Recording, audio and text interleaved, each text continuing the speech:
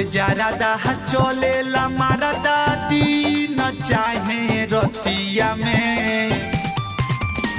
सुनो हो खाई के जरादा चलेला मारदा दिन चाहे रतिया में। राखेला सान होई मोछे पजान चौहान जी के जतिया में। राखेला सान होई मोछे पजान चौहान जी के जतिया में। अरे देखी के तंग सब हो जाले दंग जब बोलेला मीठी बतिया में। राखेला सान होई मोछे पजान चौहान जी के जतिया में।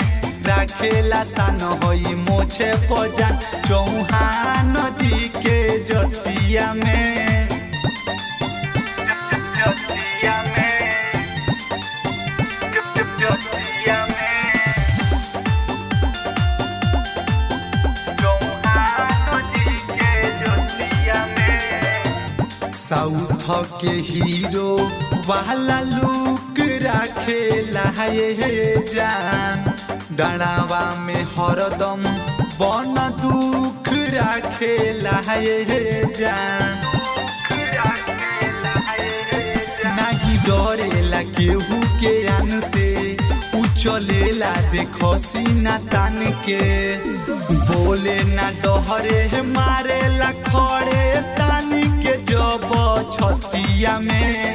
राखेला सान होई मोछे पजान चौहान जी के जतिया में।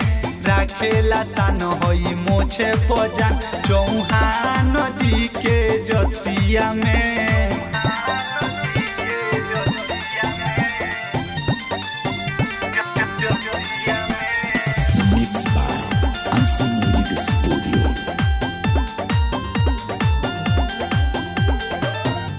हो जाला हाला सुन जहावाई जाला हो।